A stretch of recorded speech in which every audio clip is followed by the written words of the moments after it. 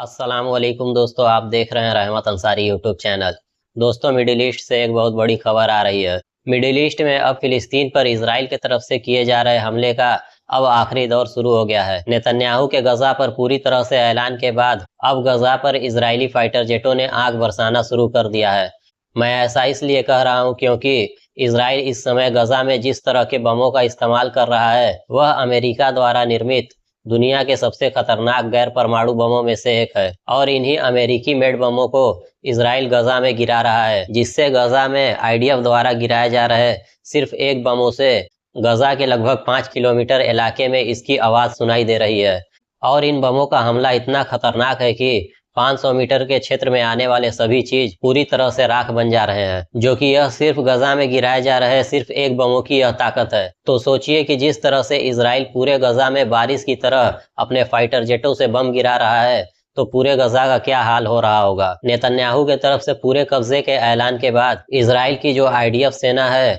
अब वह पूरी तरह से बौखला गए हैं और अब वह जल्द से जल्द गजा को अपने कब्जे में लेने के लिए गजा में अब बहुत बड़ी मात्रा में बमों को बरसा रहे हैं। आज सिर्फ 24 घंटे के अंदर गजा में आईडीएफ हमलों में लगभग 31 फिलिस्तीनी लोग मारे गए हैं और 13 फिलिस्तीनियों की भूख से मौत हुई है। इजराइल एक तरफ तो गजा में फिलिस्तीनियों को बमों से उड़ा रहा है, लेकिन दूसरी तरफ वहीं इजराइल ने अपने प्लान बी के तहत गजा के लोगों को भूख से मरने के लिए भी छोड़ दिया है। और जिस तरह से गजा के बॉर्डर को चारों तरफ से सील कर दिया है ताकि गजा के लिए भेजे गए दूसरे देशों से मदद गजा के लोगों तक न पहुंच सके। और नेतन्याहू गजा के लोगों को भूख से मारने के अपने प्लान बी में लगभग पूरी तरह से कामयाब होता हुआ दिखाई दे रहा है, क्योंकि अब गजा में इजरायली हमलों से ज्यादा भूख से मरने वालों की संख्या लगातार बढ़ती जा रही है। सिर्फ गजा में रहने वाले फिलिस्तीनियों की आबादी लगभग 20 लाख है। सोचिए कि एक ही जगह पर जिस तरह से 20 लाख लोग कैद हैं और उन पर एक तरफ से बमों को बरसाया जा रहा है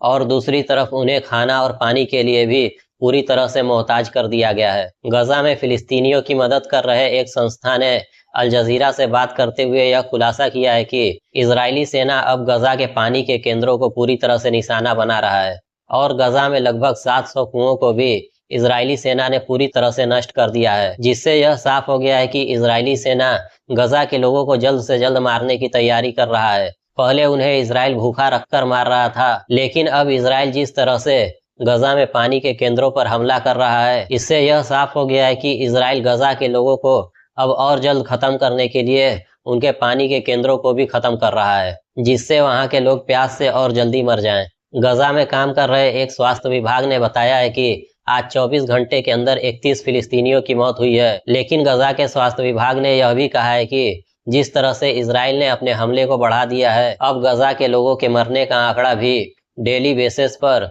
2 से 4 गुना बढ़ जाएगा। एक तरफ तो इजराइल गजा में फिलिस्तीन के लोगों पर बम बरसा रहा है, लेकिन वहीं दूसरी तरफ मस्जिद अक्सा और वेस्ट बैंक में रहने वाले फिलिस्तीनी मुसलमानों को इजराइल उनके घरों से निकाल रहा है और इजरायली सेटलर्स भी सेना के साथ मिलकर वेस्ट बैंक और अल अक्सा के करीब रहने वाले सभी मुस्लिम परिवारों को उनके घरों से निकालकर सेटलर्स उनके घरों पर कब्जा कर रहे हैं। और जो फिलिस्तीनी परिवार अपने घरों को छोड़ने से इनकार कर रहा है उन्हें यहूदी सेटलर्स और सेना की तरफ से डायरेक्ट गोली मार दिया जा रहा है और उन्हें जबरदस्ती उनके घरों से निकालकर बंजर मैदानों की तरफ उन्हें धक्का दे दिया जा रहा है। इस तरह से वेस्ट बैंक और मस्जिद अक्सा के पास रहने वाले मुस्लिम परिवार अब खुले आसमान में रहने के लिए पूरी तरह से मजबूर हैं और वे घर से निकाले जाने के बाद दर दर की ठोकरें खा रहे हैं। हालांकि फिलिस्तीन की जो खबरें मैं आपको इतने डिटेल में बता रहा हूँ कि वहाँ के क्या हालात हैं, इतने डिटेल में कोई भी चैनल फिलिस्तीन के हालात को एक्सप्लेन नहीं करता है,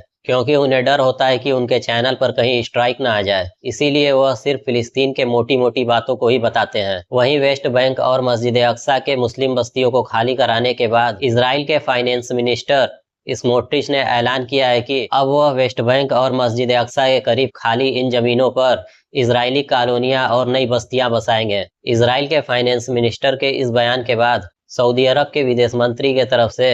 मस्जिद अक्सा के करीब इजरायली बस्तियां बसाने को लेकर सऊदी अरब ने इजराइल की कड़ी निंदा की है और कहा है कि इससे आने वाले वक्त में मस्जिद अल अक्सा को काफी नुकसान हो सकता है, क्योंकि मस्जिद अल अक्सा के करीब जब वहां की पुरानी मुस्लिम बस्तियां नहीं होंगी तो फिर मस्जिद अक्सा के वजूद को सीधे तौर पर खतरा होगा। खैर, सऊदी अरब को यह तो समझ में आया कि मस्जिद अक्सा के वजूद को आने वाले वक्त में खतरा हो सकता है, क्योंकि मस्जिद अल अक्सा के करीब अगर मुसलमानी बस्तियां नहीं होंगी तो फिर मस्जिद अल अक्सा की हिफाजत कौन करेगा। इससे तो मस्जिद अल अक्सा पूरी तरह से खाली और वीरान हो जाएगा। लेकिन सऊदी अरब को यहूदियों का चाल अभी भी समझ में नहीं आ रहा है, क्योंकि यहूदी यही चाहते हैं कि वहां से मुसलमानों को हटाकर पूरी तरह से मस्जिद अल अक्सा को खाली कर लिया जाए, और फिर जब मस्जिद अल अक्सा पूरी तरह से खाली और वीरान पड़ जाएगा तो फिर मस्जिद अल अक्सा को हटाकर वहां पर यहूदी अपना थर्ड टेम्पल कायम कर लेंगे। क्योंकि यहूदियों का सिर्फ दो ही मिशन है अपने मसीहा को बुलाने के लिए, पहला थर्ड टेम्पल कायम करना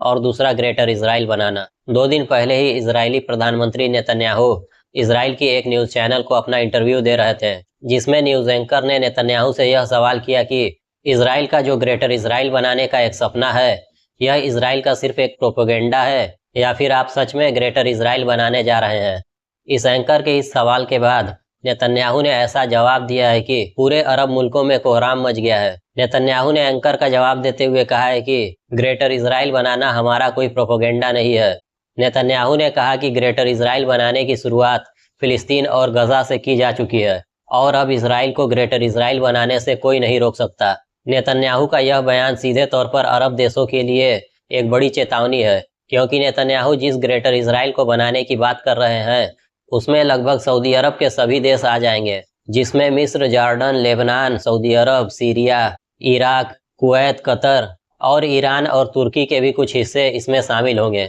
और नेतन्याहू ने कहा है कि फिलिस्तीन जंग खत्म होने के बाद जो देश बाकी हैं उन देशों पर भी कब्जा करके उन्हें ग्रेटर इजराइल में मिलाया जाएगा। नेतन्याहू के इस बयान के बाद अरब मुल्कों में पूरी तरह से हलचल मच गया है और अरब देशों ने इजराइल को चेतावनी दिया है कि इजराइल अब अपने सीमा को लांघ रहा है। जब इजराइल गजा और फिलिस्तीन पर जुल्म कर रहा था और वहां पर बड़ी मात्रा में फिलिस्तीनियों का कत्ल कर रहा था, जो वह अभी भी कर रहा है, तब सऊदी अरब को इजराइल अपनी सीमा को लांघते हुए नहीं नजर आ रहा था, क्योंकि उस वक्त सऊदी अरब और अरब देश यह सोच रहे थे कि यह हमला उन पर थोड़ी हो रहा है। अगर सऊदी अरब चाहता तो पहले ही फिलिस्तीन को बचाने के लिए कोई ठोस कदम उठा सकता था, क्योंकि फिलिस्तीन भी अरब देशों का एक हिस्सा था। लेकिन उस वक्त सऊदी अरब ने फिलिस्तीन को अकेला छोड़ दिया था। नेतन्याहू के इस बयान के बाद अरब देशों ने इजराइल की निंदा तो की है, लेकिन अब देखना यह है कि अरब देश इजराइल का क्या बिगाड़ लेते हैं। क्या वह खुद को इजरायली साजिश से महफूज रख पाएंगे, क्योंकि अरब देशों पर कब्जा करना इजराइल के लिए इतना आसान नहीं होगा और इसके लिए इजराइल अरब देशों को आपस में लड़ाकर कमजोर करने की प्लानिंग कर रहा है। और इसके कुछ एग्जाम्पल भी हमें देखने को मिल चुका है, क्योंकि जब ईरान इजराइल पर मिसाइल हमले कर रहा था तो जॉर्डन, जो कि एक अरब और मुस्लिम देश है, यही जॉर्डन इजराइल को बचाने के लिए ईरान के मिसाइलों को काउंटर कर रहा था और ईरान के मिसाइलों को इजराइल पहुंचने से पहले ही जॉर्डन ईरान के इन मिसाइलों को मारकर गिरा दे रहा था। इस वक्त जिस तरह से मिडिल ईस्ट के हालात बिगड़ रहे हैं, ऐसा लग रहा है कि आने वाले वक्त में मिडिल ईस्ट में एक बड़ा जंग होने जा रहा है।